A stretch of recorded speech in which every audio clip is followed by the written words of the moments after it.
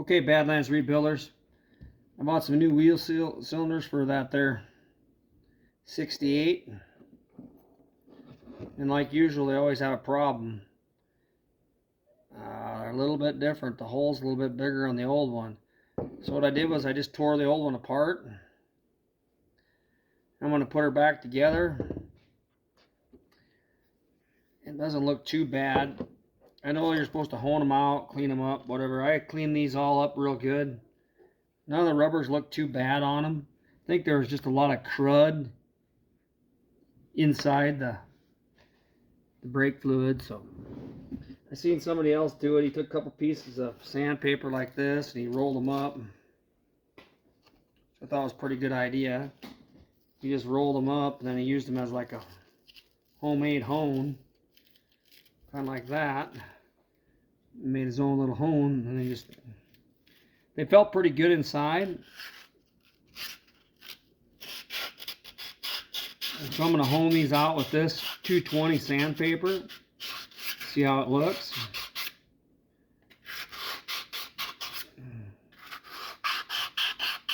There was no real in the inside. You couldn't grab your finger on it. It felt pretty smooth.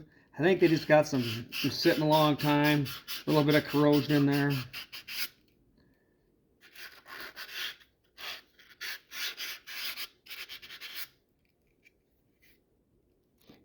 Try to take the scuffing off a little bit. I don't know if you can see in there.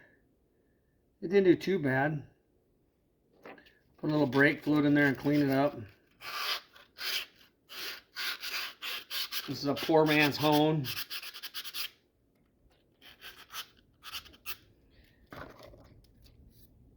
There, that looks pretty good. Took the bleeder out, cleaned it up.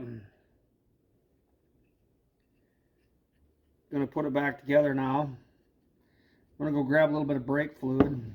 Put a little brake fluid on there or something on that.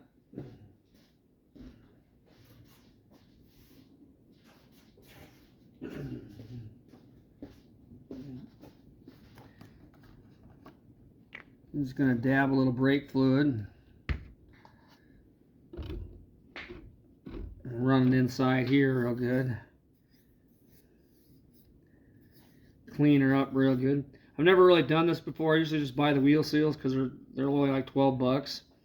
But these older vehicles are kind of a pain in the butt to find them.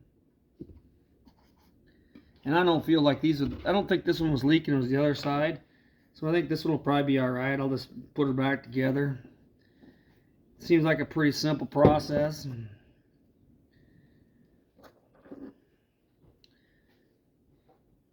This here boot just goes in here like this. Just push it in there a little snug like that. This here cap, it's painted red, so it looks like it's fairly new. So it's probably just been sitting in there and just push in like that.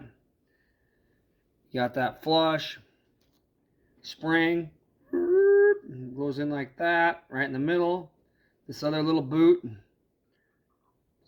Make sure there's no dirt on it though. I think dirt and debris are not good. Put her in there like that.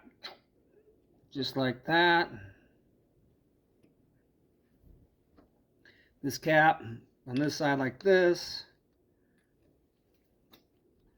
There you have it. I'm going to dump a little brake fluid down in there. I'm going to put a little brake fluid down in the hole without slobbering all over, which I probably will. So now we got brake fluid inside there.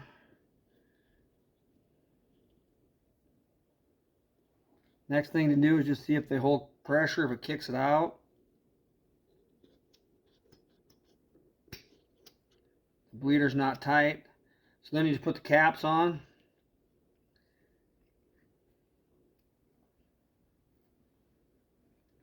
They just go like that, snap on. It's on a 68, so it's kind of a...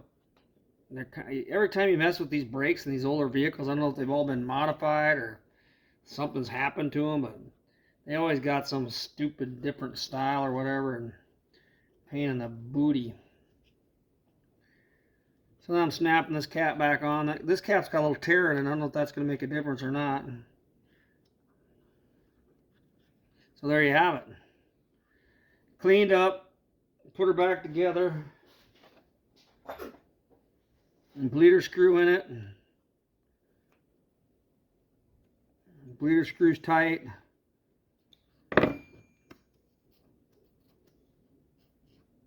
We got pressure. So I think she'll work. I think she'll be good to go. Just got to put it back on, tighten her down. I'm going to try it out. These were only 12 bucks a piece.